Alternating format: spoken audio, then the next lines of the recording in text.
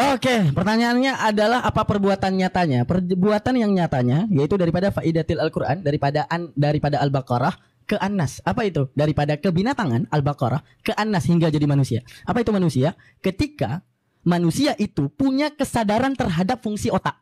Kalau kita berbicara punya otak, seluruh binatang punya otak. Tapi bedanya dengan manusia, manusia punya kesadaran terhadap fungsi otak.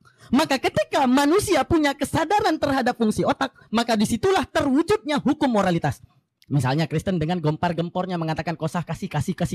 Sedangkan kasih tersebut tanpa harus beragama, ateis yang melakukan rasa kasih sayang, orang Buddha yang melakukan rasa kasih sayang, apakah karena Yesus? Tidak. Tanpa beragama pun kita juga bisa untuk mengasihi. Untuk menunjukkan apa? Bahwa setiap agama itu mengajarkan kebaikan, bukan menciptakan kebaikan, bukan. Karena apa? Agama itu tugas mengekang manusia yang menganut agama tersebut untuk tetap baik. Tapi kalau Anda mengatakan kenapa Kristen menjadi agama benar? Karena kasih yang diajarkan di dalam Kristen. Anda nggak perlu Kristen untuk kasih. Dan Anda nggak perlu Kristen untuk jahat. Tanpa Anda Kristen pun, Anda bisa mengasihi anak yatim. Coba Anda pikirkan. Anda tanpa beragama, bisa nggak Anda menyayangi orang yang sedang mengemis? Bisa. Bisa nggak Anda menyayangi orang tua Anda? Bisa. Haruskah beragama? Tidak perlu. Jadi kalau gempar-gempor kasih menjadikan landasan utama Anda untuk mengimani kekristenan, nggak perlu beragama, coy. Haleluya, haleluya, haleluya. Assalamualaikum warahmatullahi wabarakatuh. Salam Aki. Aku kabarkan Injil keselamatan. Bapak Ibu Tuhan, ketemu lagi dengan saya Evangelis Avraham Effendi Usman. Bagaimana kabar Bapak Ibu semua? Tentu luar biasa. Yes. Wow, kita itu sangat istimewa. Bapak Ibu, kita benar-benar sangat istimewa. Dan kitab kita juga sangat istimewa, saudaraku. Terbukti hari-hari ini kita melihat di media sosial. Ketika kita menonton, melihat, memperhatikan diskusi antara apologet bersama dengan para polemikus. Setiap pertanyaan yang ditanyakan oleh apologet kepada para polemikus, mereka tidak bisa menjawab dengan kitabnya. Mereka selalu memakai Alkitab menjadi jawaban, menjadi acuan, menjadi bahan diskusi mereka, saudaraku. Ya, kalau para apologet Bapak Ibu memakai Alkitab, setiap apa yang ditanyakan Alkitab menjawab. Alkitab ada jawaban. Di dalam Alkitab tertulis begini, jawabannya iya dan amin. Mantap. Jawabannya selalu tepat, selalu ada, selalu tertulis di dalam Alkitab. Maka pegangan kita berapologet adalah Alkitab.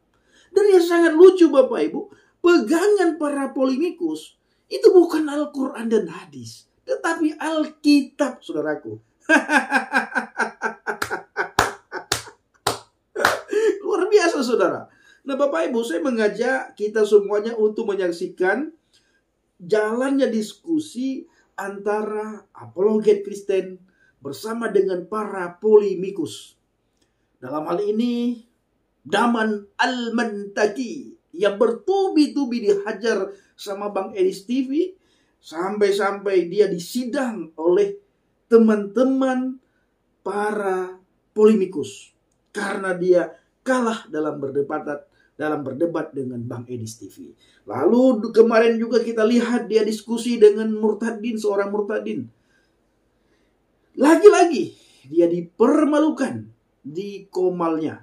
Nah kali ini saudaraku, dia diskusi dengan apologet. Mata pisau.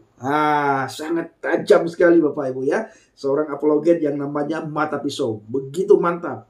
Begitu hebat. Begitu tajam pengupasannya Bapak Ibu. Lagi-lagi saudaraku, pertanyaan dari Daman Al-Mantaki dijawab berdasarkan apa yang tertulis dalam Alkitab. Tetapi setiap pertanyaan yang ditanyakan oleh Mata Pisau, dalam hal ini adalah apologet Kristen, Daman Al-Mantaki tidak bisa menjawab. Dia hanya bisa framing, dia hanya bisa memutarbalikkan fakta, dia hanya bisa menghina, dia hanya bisa mengolok-olok sambil tertawa ria saudaraku, karena dia bangga bisa mengolok-olok Alkitab Bapak Ibu. Tapi luar biasa, Tuhan turut bekerja di setiap perdebatan, di setiap diskusi antara apologet bersama dengan para polemikus. Nah, bagaimana jalannya diskusi? Mari kita simak sama-sama. Dan sebelumnya saya meminta kepada pihak muslim yang menonton, supaya kalian tempatkan hati dan pikiran kalian di tempat yang netral. Jangan belum apa-apa kalian sudah marah, sudah emosi, tidak terima, tersinggung, ya, lalu penistaan agama, holol darah. Tempatkan dulu hati dan pikiran di tempat yang netral. Baik Bapak Ibu, bagaimana jalannya diskusi? Mari kita sama-sama melihat, sama-sama menyaksikan. Baik ya teman-teman semua, nggak apa-apa ya, kita terima aja dulu ya. Dan itulah ya, kalau kita tanya tentang kebenaran perbuatan nyata Tuhan mereka nggak bisa jawab karena memang nggak ada apa-apanya ya. Perbuatan nyata Tuhan di negeri Arab itu seperti yang dikatakan di dalam An-Naml 91 QS 27 ayat 91 itu nggak pernah ada hari ini. Jadi memang nggak bisa jawab. Ya, jadi teman-teman semua nggak usah heran dengan hal-hal seperti itu. Mujizatnya pun oleh nabinya pun juga nggak ada. Jadi kalau mereka hanya ngomong seperti itu ya jelas ya, kalau di dalam kekristenan itu kenapa kita bukan hanya melihat dari yang namanya segala sesuatu itu dari tulisan orang Kristen. Sejarah tidak pernah berubah karena ada, jadi kedatangan Tuhan Yesus itu luar biasa teman-teman. Kenapa pada saat bangsa Romawi itu menjajah bangsa Israel? Selain bangsa Israel ini yang merupakan ketetapan Allah, ya, bahwa Allah telah menetapkan bangsa Israel ini akan turun seperti yang dikatakan Allah ketika waktu manusia jatuh ke dalam dosa. Dari bangsa Israel lah yang akan turun yang namanya Tuhan Yesus Kristus. Nah, kenapa ada bangsa Romawi? Bangsa Romawi itu dikenal dengan orang-orang cerdas. Makanya kekristenan itu tanpa yang namanya Alkitab pun kita mengenal bahwa ada Tuhan Yesus yang memang datang ke dunia ini, hadir, kemudian mereka menuliskan Tacitus dan Basilides, itu bukan seorang Kristen, tetapi mereka menuliskan fakta sejarah. Jadi Anda tahu teman-teman ya, notaris itu berasal dari kata notorius. Dan itu berasal dari bahasa yang namanya Romawi teman-teman. Kenapa harus mencatat? Mereka tuh selalu mencatat. Catatan-catatan di luar kekristenan itu membuktikan bahwa kalau kita tutup Alkitab kita, itu Tuhan Yesus itu nyata. Dia pernah hadir, dia pernah datang, dia pernah melakukan segala sesuatu yang ada di dunia ini. Dia mati, bangkit, dan terangkat ke surga. Itu semua tertulis di luar yang namanya Alkitab kami. Makanya tidak pernah ada keraguan terhadap yang namanya Tuhan Yesus. Bahkan Israel atau bangsa Yahudi pun yang mayoritasnya tidak selalu mempercayai bahwa Yesus itu adalah Tuhan, tetap ada dalam sejarahnya. Anda pergi ke Israel, Anda bisa melihat kubur Yesus itu kosong. Artinya mereka menuliskan secara fakta sejarah, ya. Dan itu perbuatan nyata yang ada. Tuhan Yesus kemana, datang dari mana, mereka menuliskan semuanya tanpa kita ada pun tertulis di yang namanya Alkitab itu. Kita nggak pakai Alkitab pun kita tahu. Tetapi tujuannya untuk apa Alkitab itu? Supaya kita mengetahui tentang ada yang namanya Tuhan yang pernah hadir dan hidup sampai hari ini. Tuhan yang nyata, Tuhan yang datang dengan mengajarkan kasih yang luar biasa, dan tidak pernah ada hukum di dunia ini yang bertentangan dengan hukum kasih. Karena Tuhan menginginkan kita hidup dari surga. Ya, kita hidup seperti di surga. Dan Tuhan itu pasti berasal dari suatu tempat. Ya kan? Kalau Dia mengajarkan kepada kita semua, Dia pasti mengenal yang namanya surga, teman-teman. Makanya kita punya tujuan yang jelas, yaitu kepada Allah Bapa. Dan Tuhan Yesus ini pasti ya mengatakan bahwa aku berasal dari surga. Ya. Yohanes 6 ayat 38, sorry. Jadi kalau kita membaca Alkitab, ini ada perkataan Yesus. Kok bisa ya kalau kita membaca di luar nalar manusia, oh ada manusia yang datang ke dunia ini, kemudian dia menjadi seorang yang mati, bangkit, dan terangkat ke sorga. Kemudian diperkuat lagi dengan Alkitab. Karena apa? Sebab aku telah turun dari surga bukan untuk melakukan kehendakku, tetapi untuk melakukan kehendak Dia yang telah mengutus aku. Teman-teman Muslim ini sering mengatakan bahwa mengutus aku ini, Yesus itu adalah utusan. Dan Yesus itu kalau dikatakan bahwa berasal dari surga, karena Dia mengenal tentang surga yang nyata. Karena Dia mau kita itu, jadilah kehendakmu di bumi seperti di surga. Dia mengajarkan tentang kerajaan surga yang tujuannya adalah bersatu dengan Allah dan tidak mungkin ada yang namanya kawin-kawin. Tuhan yang nyata mengajarkan perbuatan kasih yang nyata dan tidak pernah bertentangan dengan hukum manusia. Ya, makanya tidak pernah ada di bawah kolong langit ini yang bertentangan dengan apapun yang diajarkan oleh Tuhan Yesus. Kalian boleh cari di dunia ini di mana yang bertentangan dengan hukum kasih. Di bawah kolong langit ini tidak ada yang bertentangan dengan hukum kasih. Makanya sekali lagi kutanya, apa perbuatan nyata Allahmu seperti yang dikatakan dalam An-Naml 91, ya?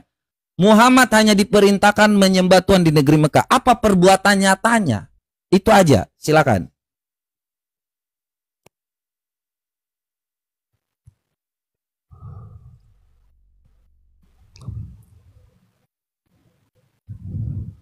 Oke, pertanyaannya adalah apa perbuatan nyatanya? Perbuatan yang nyatanya yaitu daripada faidatil Al-Qur'an, daripada Al-Baqarah ke An-Nas. Apa itu? Daripada kebinatangan Al-Baqarah ke An-Nas hingga jadi manusia. Apa itu manusia?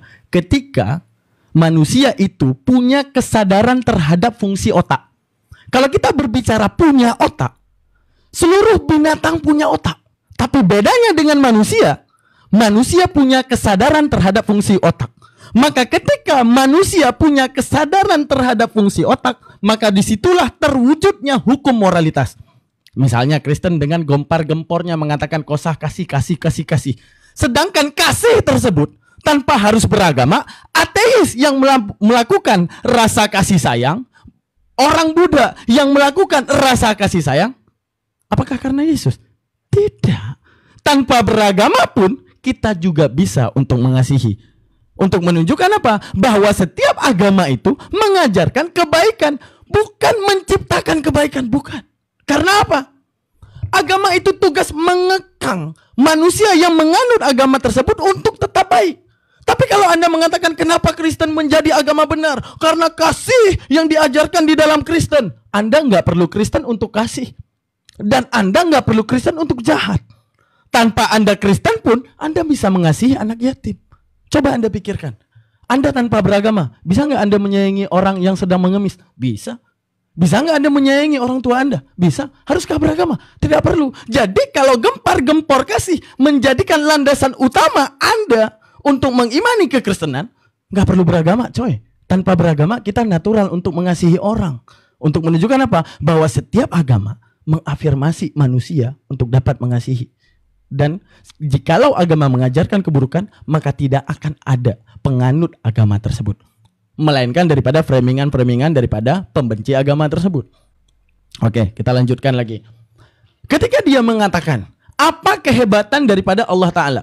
Mengangkat manusia daripada kebinatangan, yaitu Al-Baqarah, sampai An-Nas. Apa itu manusia? Ketika dapat menggunakan akal, dia bilang, Yesus itu ada.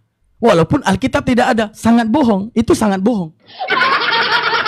Dari mana kalian orang di tahun 2025 dapat mengetahui Yesus itu ada tanpa Alkitab? Nggak bisa. Tapi bisakah kalian mengetahui Allah Subhanahu wa Ta'ala tanpa ada Al-Quran? Sangat bisa.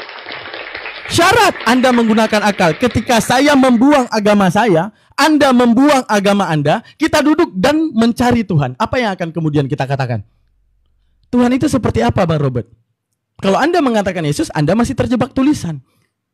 Maka menunjukkan apa? Kita buka datanya. Contoh nih. Bentar. Ketika Allah mengatakan dirinya nih, Laisa kamislihi syai'un. Mana dia?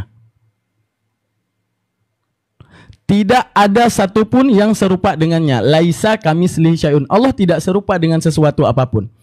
Maka ranah pembuktiannya itu bukan karena keyakinan. Bisa nggak untuk kemudian ini menjadi postulat? Postulat itu adalah sistem pikir manusia. Yang siapapun berpikir dapat menemukan ini. Postulat apa? Ketika saya bilang, Bang Robert, manusia beda nggak sama buaya? Beda. Buaya sama lembu beda nggak? Beda. Lembu sama meja? Beda. Meja sama genteng? Beda. Genteng sama sungai? Beda. Sungai sama laut? Beda. Sama Tuhan? Maka otak gila yang mengatakan sama. Hanya otak waras yang mengatakan bahwa Tuhan pasti berbeda dengan kata-kata apapun yang ada di muka bumi ini. Maka tanpa Al-Quran pun itulah hasil kesimpulan akal ketika kita di tahun 2025 tidak terjebak tulisan yang ada yang datang daripada masa dahulu. Disitulah kita akan paham bahwa Tuhan tidak serupa dengan makhluknya. Ketika kita menentukan postulat akal, dikatakan huwal awal, huwal akhir, huwal dhahir, huwal batin, bahwa dialah yang awal, dialah yang akhir. Kenapa? Karena itu sistem postulat akal. Ketika manusia mencari kausa prima, sang pencipta awal yang tak pernah diciptakan, maka jikalau ditemui yang namanya sang pencipta adanya kelahiran, maka kelahiran membatalkan arti maha awal. Ketika kemudian dia dikatakan kekal, maka kematian membatalkan arti kata kekal. Mau bagaimanapun narasinya, karena otak kita punya yang namanya diferensia. Kiri bukanlah kanan, atas bukanlah bawah, hidup bukanlah mati. Seperti itu. Lanjut. Baik ya, jadi thank you ya. Ini agak feedback dikit. Oke, jadi teman-teman semua ya, itulah sejarah ya. Kita tuh tidak bertentangan dengan fakta sejarah. Jadi teman-teman semua ya, kekristenan itu tidak pernah yang bertentangan dengan fakta sejarah. Kalau dia ngomong tentang Tuhannya yang nyata, terus dia mengatakan bahwa kalau seandainya kita itu berpikir dengan akal, itu jadi ateis. Bagaimana kalian itu bisa ada di dunia ini, bisa banyak?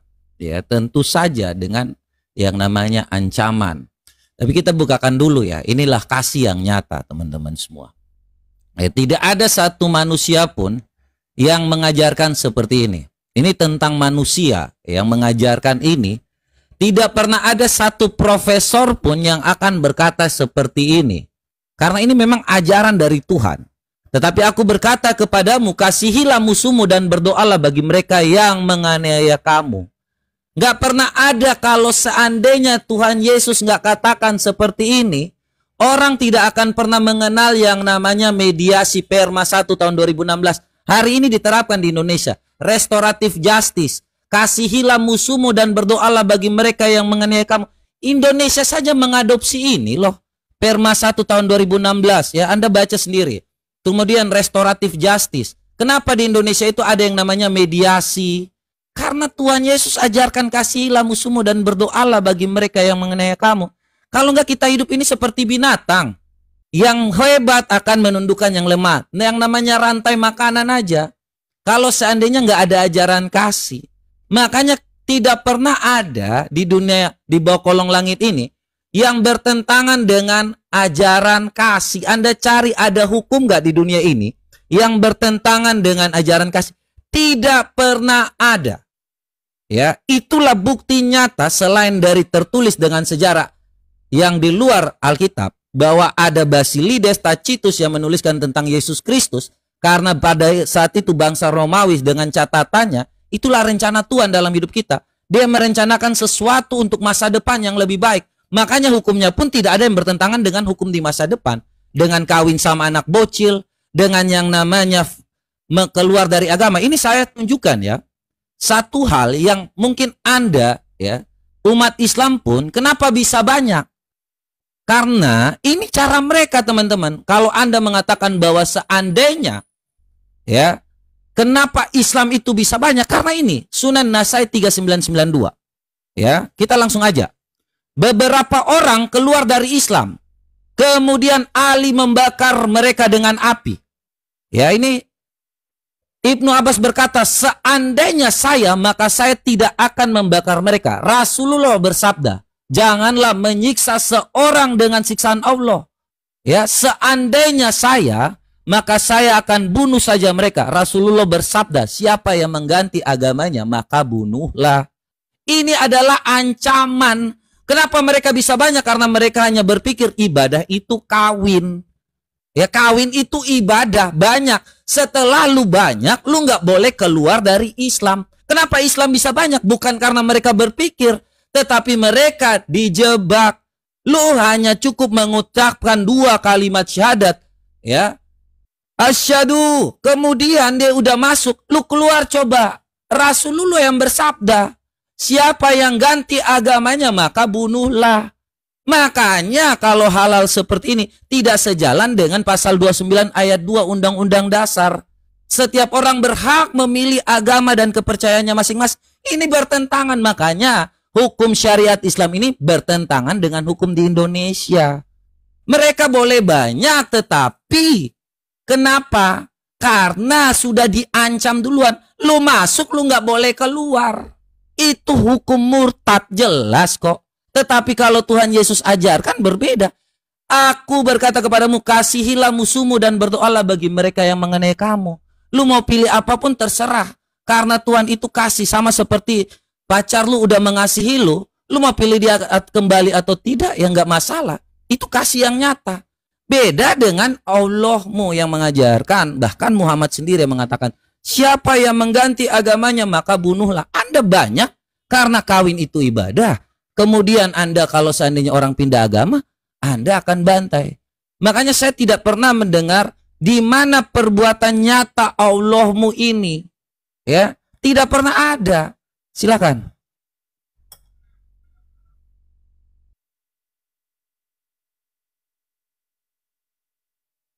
Oke teman-teman sekalian, sangat bullshit ya guys ya, mengatakan apa dikatakan bahwa kalau tanpa ada Tuhan Yesus membawa ajaran kasih, maka nggak ada orang yang dapat mengasihi. Itu bullshit. Hindu kagak baca Bible tapi saling sayang menyayangi. Buddha nggak usah baca Bible tapi saling sayang menyayangi. Bullshit kalau cuma karena Yesus. Orang tak beragama pun bisa menyayangi. Bullshit kalau karena Yesus. Nggak usah beragama dia, nggak usah baca Bible dia, hanya untuk menyayangi. Dia bilang, oh kasih banget, ajaran kami itu kasih banget. Siap, laksanakan bosku. Oke, kita kita baca ya teman-teman ya. Kita enak bacanya Matius 10:34 ya. Nah, jadi kan dibilang bahwa aku datang, doakanlah musuhmu, kan gitu. Kita tulis dulu Matius 10. Kita buka yang 34. Twing. Nah, kita buka kan. Kita tekan nih, kita pencet. Nah, kita pencet ya. Kok Korintus keluarnya ini Matius, maksud aku nih kok Korintus. Nah, mana dia? 10:34 ya. Nah, pertama-tama disambut dengan sesuatu yang sangat indah ya teman-teman ya. Kita baca. Wih, tinta merah ini, kirain tinta hijau tadi. Merah ya? Oh iya, merah ya teman-teman ya.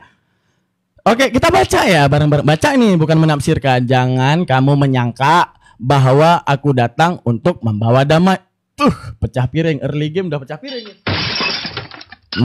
Early game udah pecah piring ya. Oke. Di atas bumi, di bumi. Aduh, di bumi. Nah, satu lagi. Aku datang bukan untuk membawa damai, melainkan bawa apa teman-teman? Kan nggak mungkin bawa nasi padang, bawa pedang dong. Nah, oke, mungkin gini kan teman-teman kita Kristen bilang ya. Bacanya satu perikop bang, baca satu perikop kita. Sebab aku datang untuk memisahkan orang dari ayahnya. Salah apa bapak gue ya Allah? Salah apa bapak gue? Siapa lagi? Anak perempuan dari ibunya. Salah apa tuh anak? Menantu perempuan dari mertuanya. Salah apa lagi tuh anak? Ya Allah. Ini gara-gara datang yang tinta merah ini nih, dipisah-pisahin nih. Oh, satu perikop bang. Kontek satu perikop. Anda nggak punya Roh Kudus? Oke, masuklah Roh Kudus. Oke. Dan musuh orang ialah orang-orang seisi rumahnya. Serumah coy. Serumah coy. Bang, jangan kayak gitu Bang Daman. Satu perikop. Oke, satu perikop ya, janji ya. Oke. Siap, satu perikop. Masih tinta merah ya. Oke. Barang siapa mengasihi bapak atau ibunya lebih daripadaku, ia tidak layak bagiku. Dan barang siapa mengasihi anaknya laki-laki atau perempuan lebih daripada aku, ia tidak layak bagiku. Tinta hijau kali ini ya. Tinta hijau ini. Bang Daman, baca satu perikop Bang Daman. Barang siapa tidak memikul salibnya dan mengikut aku, ia tidak layak bagiku. Wah, cara pikul salib gimana Bang Daman? Oh, cara pikul salib ternyata yaitu dengan cara di belakang, memisahkan anak daripada bapaknya, memisahkan bapak daripada anaknya, memisahkan menantu daripada cucu-cucunya, dan semuanya sangat kasih ternyata teman-teman. Tinta hijau loh itu, tinta hijau, kalian nggak boleh kayak gitu, itu tadi tinta hijau ya teman-teman. Tapi sebenarnya bukan itu yang saya mau kejar. Itu adalah keimanan dan sifatnya subjektif. Tapi yang saya mau kejar sebenarnya, tahu nggak teman-teman? Ketika menobatkan fakta teologi di balik sejarah itu nggak masuk akal. Karena fakta teologi di balik sejarah itu nggak menjadi fakta. Karena setiap agama, emang ada Hindu yang bilang sejarah gua salah, sejarah Kristen yang benar doang. Kagak ada Hindu kayak gitu. Karena bagi Hindu sejarah mereka benar. Dan sejarah Hindu lebih duluan daripada Yahudi, lebih duluan daripada Kristen, lebih duluan daripada Islam. Menunjukkan apa? Bahwa percaya sejarah di balik kebenaran Tuhan itu ada. Agama meyakini sejarahnya benar, dan setiap sejarah keagamaan memiliki simpang siur dan cara berbeda dalam menemukan Tuhan. Untuk menunjukkan apa? Menemukan Tuhan tidak bisa menggunakan sejarah. Oke, silakan dilanjutkan. Baik ya, oke. Kita sudah dengar ya tadi terkait dengan dia menyatakan bahwa seandainya ya kalau orang tidak mengenal agama maka dia hanya mengenal kasih ya.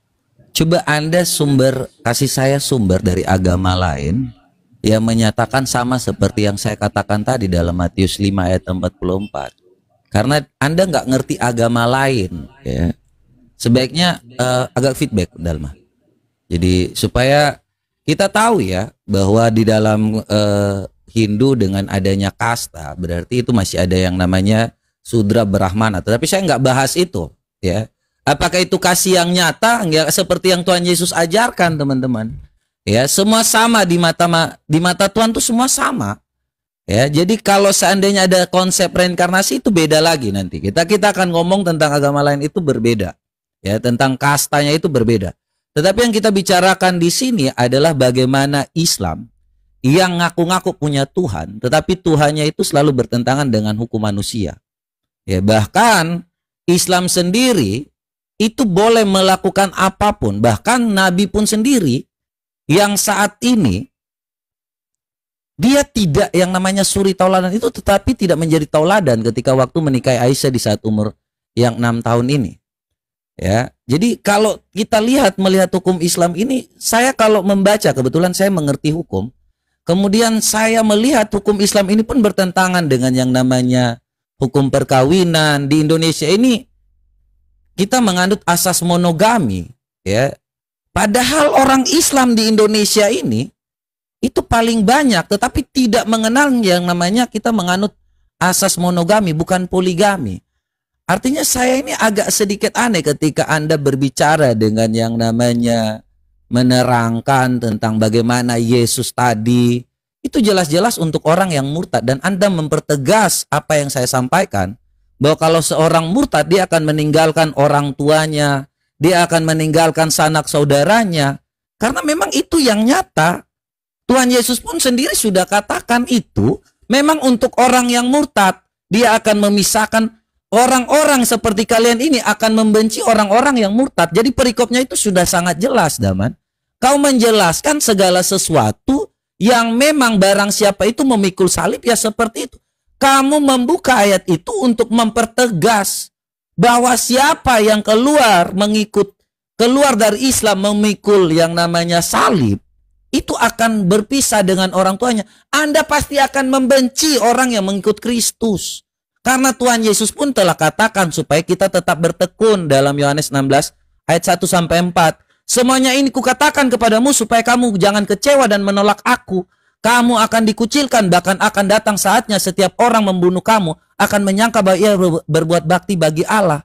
Sekarang tuh semua orang dikejar-kejar, takbir, Allahu Akbar. Habis loh.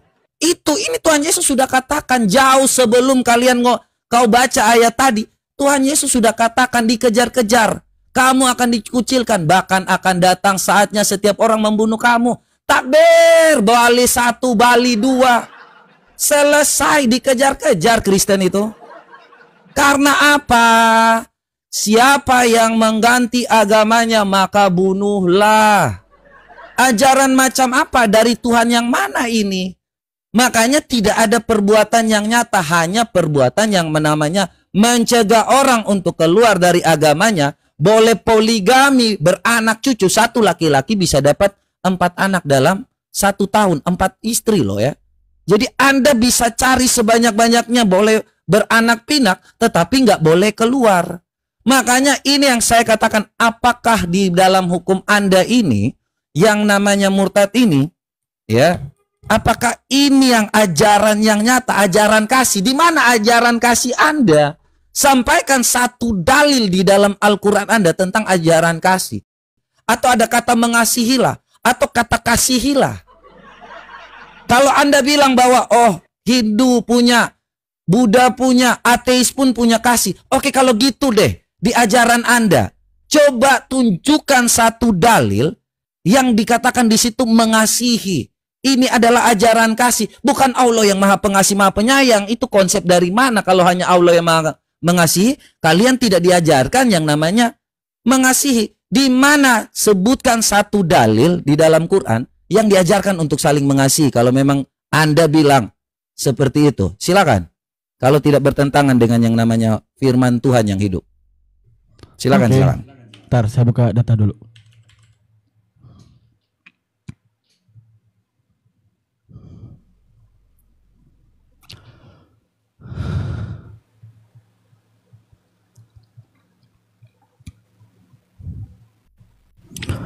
Oke, teman-teman sekalian ya. Apa tadi? Jangan bawa bismillah berarti ya untuk ajaran kasih, siap. Ini apa kata Allah? Janganlah kamu jadikan nama Allah dalam sumpahmu sebagai penghalang untuk berbuat kebajikan, bertakwa, dan mengadakan islah kedamaian di antara manusia. Dan Allah maha mendengar lagi maha mengetahui. Artinya Allah mau bilang apa? Jangan nanti engkau menama-namai dirimu seorang Islam hanya untuk mengadakan permusuhan di muka bumi ini. Mana contoh buktinya? Kita kasih lagi. Surat yang dikirimkan oleh Nabi Muhammad kepada salah satu gereja. Apa isinya? Kata Nabi Muhammad, ini adalah pesan dari Muhammad bin Abdullah sebagai suatu perjanjian. Dan insya Allah semua Islam paham tentang surat ini dengan gereja, kalau nggak salah ingat saya namanya gereja Santa Catherine. Udah. Mereka yang menganut kekristenan jauh dan dekat. Kami beserta mereka. Sesungguhnya aku, para hamba dan para pembantu dan para pengikutku membela mereka karena orang Kristen adalah wargaku. Dan demi Allah, aku menahan diri untuk melakukan apapun yang menentang mereka. Tidak ada paksaan boleh dilakukan untuk mereka, juga tidak boleh hakimi mereka, disingkirkan dari pekerjaannya maupun para biarawan mereka daripada biaranya. Panjang ini isi suratnya. Yang mau kita mau bilang bahwa itu surat jaminan daripada Nabi Muhammad SAW kepada orang Kristen. Itu menunjukkan apa? Itulah yang menjadi dalil. Ini sekali lagi saya tegaskan. Manusia itu punya rentanitas mempertahankan wilayah. Apa itu namanya? Mempertahankan zona yuridis. Apa itu? Misalnya, di daerah yang beragama Hindu, maka tidak mau minoritas di daerah tersebut menjadi mayoritas. Misalnya, Anda mengatakan bahwa di sini begitu sulit untuk membangun gereja. Ente salah negara aja. Ente salah negara aja. Untuk negara yang mayoritas Kristen, apabila ada pelarangan pembangunan masjid, nggak apa-apa. Kenapa? Ya kami sadar bahwa mayoritas tidak mau minoritas menjadi mayoritas. Sekarang, kalau Anda orang Indonesia pengen bangun gereja, coba bangun di Perancis. Bangun 1000 gereja. Kagak ada masalah orang Islam. Tapi masalahnya karena rentanitasnya manusia mempertahankan yang namanya mayoritas, tidak mau minoritas menjadi mayoritas. Itulah yang membuat Anda kesulitan sekarang. Karena Anda salah pilih negara. Sekarang kok nggak usah jauh, sekarang pergi ke ini aja. Pergi ke Bali. Ada musola namanya musola Asy-Syafi'iyah yang dilarang oleh umat Hindu Bali untuk terbangun. Maka kami umat Islam harus kacengin, kami dilarang bangun masjid. Kami dilarang bangun masjid, tolong. Ini agama Hindu jahat, masjid kami nggak boleh dibangun. Kagak ada orang Indonesia kayak gitu. Kami sadar, oh itu mayoritasnya Hindu. Sekarang untuk mayoritasnya Islam, mereka mempertahankan mayoritas, wajar coy. Lu ke tempat yang mayoritas Buddha, lu bangun 1000 gereja, diusir lu juga. Nggak usah di Islam, nggak usah di Indonesia. Lu karena salah menempatkan negara aja. Sekarang dia tadi mengaitkan bahwa masalah pernikahan dengan Aisyah. Oke, siap. Sekarang gini, di era Rasulullah hidup, ya, masih ada kafir Quraisy. Apa itu kafir Quraisy? Yang kalau ketemu Rasulullah, mereka menghina Rasulullah. Yang kalau ketemu Rasulullah, mereka melempar batu Rasulullah. Kalau ketemu Rasulullah, mereka memaki Rasulullah. Masalahnya, ketika Rasulullah menikah dengan Aisyah, kagak ada satupun yang menggugat. Jadi lu siapa yang menggugat Rasulullah? Kafir Quraisy aja yang mensayembarakan kepala Rasulullah ketika Rasulullah menikah dengan Aisyah. Kagak ada. Kagak ada yang ini. Lu siapa? Sekarang kita melihat satu data, teman-teman. Lu sadar diri, Maria dibuat hamil sama Tuhan di umur berapa? Di umur 12 hingga 16 tahun. Gak sabaran banget nunggu dulu dong umur 20. Biar bocil gak hamil umur 12, umur 16. Biar bocilnya itu tunggu umur 25 ke umur 30. Gimana? Umur 12 ngempet banget mau lahir ke bumi daripada bocil yang berumur 12 hingga 16 tahun. Gimana sih ini? Nah, ini kalau kita berbicara bocil-bocilan, Tuhan bisa nunggu Maria berumur 30 tahun tapi Tuhan ngebet di umur 12 sampai 16 tahun. Kan aneh, teman-teman. Gitu guys, lanjutkan.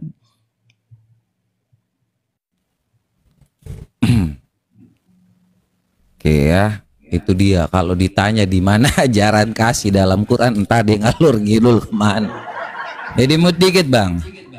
Ya jadi supaya kita jangan feedback. Jadi kalau seandainya kalau kita tanya tentang hal-hal seperti itu kepada mereka, mereka nggak akan pernah ngasih. Ya karena memang tidak pernah diajarkan di dalam Islam itu untuk mengajarkan ajaran kasih. Ya terkait dengan hal yang tadi disampaikan itu Saint Katerina itu di Mesir, itu gimana Muhammad pernah ke Mesir ya? Saya kalau baca-baca sumber-sumber kalian ini saya agak aneh juga ya kalau seandainya dikatakan di situ bahwa Muhammad itu adalah orang yang biasa mengajarkan kebenaran Tuhan, tetapi bagaimana kalau dia menulis surat Muhammad buta huruf juga, saya juga bingung bagaimana seorang buta huruf ini, ya ini seperti yang tertulis ya. Mungkin dia bisa menulis ya. Tapi ya, ini teman-teman semua, Muhammad ini seorang yang cukup munafik. Ya. Dia mengaku dirinya itu adalah seorang Rasulullah. Tetapi karena dia seorang munafik pula, dia akan membantah dirinya sendiri itu adalah seorang rasul. Ya, makanya ini bukan dari ajaran yang benar. Kalau ajaran yang benar, ketetapan itu Allah itu ya dan amin. Sahih Bukhari 3920. Jadi ini ketika Muhammad mau masuk ke tanah Mekah, ya di situ orang-orang pagan Quraisy itu mau menerima, tetapi mereka dengan menulis selama 3 hari ketika kaum muslimin menulis surat perjanjian, tulis redaksi inilah ketetapan Rasulullah, ya kepada orang-orang Quraisy, ya orang Quraisy tidak mengakui bahwa Muhammad adalah Rasulullah.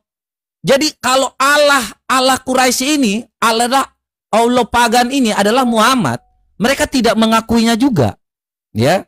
Ini Muhammad ini dikatakan utusan dari Allah Tuhan negeri Mekah, teman-teman. Kami sama sekali tidak melarangmu, hanyalah engkau Muhammad bin Abdullah. Jadi ini Allah di negeri Mekah pun punya Rasulullah, ya. Makanya Muhammad di sini membantah. Jadi ini mulai negosiasi. Saya sekali lagi ya, engkau adalah Rasulullah, kami sama sekali tidak akan melarangmu. Jadi orang pagan Quraisy ini juga menunggu yang namanya utusan Allah dari batu-batu mereka. Ya kemudian Muhammad, ya kemudian beliau katakan kepada Ali, hapuslah redaksi Rasulullah. Ini masa Tuhannya orang Kristen itu nggak pernah seperti itu. Tuhannya bangsa Israel itu ya dan amin, teman-teman. Jadi nggak ada munafik-munafiknya ketika ada rasul yang ini yang mengajarkan Islam ya. Ada rasul yang tidak berani nih, ragu-ragu. Dia bilang hapuslah redaksi. Kemudian dia mengatakan di sini, mengambil secari kertas tersebut, menulis dengan baik. Inilah ketetapan Rasulullah bin Abdullah ya. Jadi dia menghapus, teman-teman. Tidak pernah di dalam sejarah bangsa Israel Allah itu punya ketakutan, tetapi kita bisa mengetahui sendiri ya Allah mana yang benar, Allah yang hidup ini seperti apa ketika ya hal-hal ini terjadi kepada nabi yang satu ini, teman-teman. Kalau untuk negosiasi pergi ke tanah Mekah, dia boleh bilang oke, hapuslah ya. Hapuslah. Nih dia meminta, teman-teman. Tidak pernah ada nabi dari yang namanya Allah Abraham, Allah Ishak, Allah Yakub itu yang seperti ini. Ketetapan Tuhan itu ya dan amin. Tetapi hanya karena dia mau menyembah batu. Muhammad ini sebelumnya agamanya apa juga kita nggak tahu. Tetapi dia pasti agama Allah yang mana? Allah Tuhannya di negeri Mekah. Ya, ini kita bukakan ya. Sebenarnya saya mau bahas tentang Al-Anfal 12 ini. Tetapi teman-teman udah banyak yang tahu juga. Karena kita fokusnya kepada yang namanya agama Allah yang benar, Tuhan yang benar ini yang mana? Muhammad hanya diperintahkan menyembah Tuhan di negeri Mekah. Dan tidak pernah menyembah Tuhan di negeri lain. Ini Allah di negeri Mekah ini udah nggak ada perbuatan yang nyata. Nggak ada ajaran kasihnya. Nggak ada hal yang baik yang diajarkan di dalam keislaman tentang ajaran kasih. Tadi kau mengatakan bahwa di mana Buddha mengajarkan kasih, Kristen mengajarkan kasih, ya. Mungkin tidak ada orang Kristen pun, ya. Mungkin Hindu pun mengajarkan kasih. Oke, kamu yang mengeluarkan statement, Buddha mengajarkan kasih, ateis mengajarkan kasih. Oke, Islam di mana ajaran kasihnya? Sekali lagi, sebutkan satu dalil di dalam Islam yang mengajarkan kasih. Itu saja. Kalau kau tahu tentang orang kasih, di mana ajaran kasihmu di dalam Islam? Sebutkan satu dalil saja. Silakan. Oke, teman-teman sekalian. Nah, saudara dikasih Tuhan, para pencinta Ajal Habagi dan para pengikut Kristus yang setia, bagaimana tanggapan kita semuanya setelah sama-sama kita menyaksikan diskusi tadi? Mari kita pergunakan kolom komentar dengan baik. Mari kita komentar dengan bijak, saudaraku. Ya, jangan mencemooh, jangan menghina, jangan mengolok-olok. Dan mari kita doakan supaya setiap orang yang menonton diskusi ini hatinya tercerahkan, pikirannya tercerahkan, dan mereka bisa menemukan kebenaran yang hakiki di dalam pribadi Adonai Yeshua HaMashiach. Akulah jalan dan kebenaran dan hidup. La ahadan yadhhabu ilal abi illal bi. Akulah jalan dan kebenaran dan hidup. Tidak ada seorang pun yang datang kepada Bapa kalau tidak melalui aku. Dan ini kita doakan, saudaraku, supaya orang-orang di luar sana yang belum mengenal Hamasiah, yang belum mengenal Kristus, lewat para apologet, lewat para penginjil, mereka menerima Kristus, mereka menerima Injil, dan hati mereka terbuka, pikiran mereka terbuka, pendengaran mereka terbuka, sehingga mereka dengan mudah memahami man huwa Yeshua, siapa itu Yesus Kristus. Karena Bapak Ibu, kalau kita sudah menyampaikan dan mereka sudah mendengarkan dan mereka menolak, maka mereka akan mati dalam dosa-dosanya dan mereka akan dihukum, Bapak Ibu. Tetapi ketika mereka menerima Kristus sebagai Tuhan dan Juru Selamat, maka mereka akan diselamatkan, Bapak Ibu. Ya, yang tidak menerima, kita sudah sampaikan, kita sudah kabarkan, kita sudah beritakan, kita sudah perdengarkan, Bapak Ibu, tetapi mereka tetap menolak. Kita sudah selesai tanggung jawab sebagai semanusiaan, saudaraku. Nah, kita lihat jalannya diskusi tadi. Apa yang ditanyakan tidak pernah dijawab berdasarkan apa kata Al-Quran. Hanya satu ayat yang dia buka, tetapi itu tidak ada kaitannya dengan pertanyaan daripada mata pisau, daripada apologet, Bapak Ibu. Tidak ada hubungannya, ngawur kemana-mana. Tapi kalau kita melihat bagaimana gaya bicaranya Damat Al-Mantaki, Bapak Ibu, seolah-olah dia orang pintar. Ternyata memang orang pintar di kalangan orang bodoh, saudara. Bapak Ibu dikasih Tuhan, kiranya melalui video ini bisa mencerahkan banyak orang di luar sana, dan bisa memberikan motivasi serta bisa menguatkan iman percaya kita kepada Adonai Yesus HaMasiah. Dan Bapak Ibu, saya mengucapkan terima kasih kepada saudara yang selalu mendukung pelayanan Habaget, baik melalui doa, dana, motivasi maupun support saudara semuanya. Lebih-lebih lagi saudara yang membantu pelayanan yang akan kita lakukan ke depan bersama dengan Bang JDP. Beberapa hari ke depan saya bersama dengan Bang JDP, Bapak Ibu, kembali ke ladang misi. Kembali pergi memberitakan Injil, kembali bersaksi, dan kembali menceritakan siapa itu Kristus. Menjangkau kembali mereka yang sudah undur di hadapan Tuhan, alias menjangkau kembali mereka yang sudah dimukalafkan. Bapak Ibu, bawa dalam doa syafaat agar melalui pelayanan kita banyak orang benar-benar menemukan satu kebenaran. Melalui pelayanan kita mereka bisa datang kepada Yesus. Terima kasih. Assalamualaikum warahmatullahi wabarakatuh. Salam Aki. Aku kabarkan Injil keselamatan. Bapak Yahweh Bishop Adonai Yesus HaMasiah Ruach Kudus memberkati kita semua. Haleluya. Amin. Salam murtadin. Terima kasih.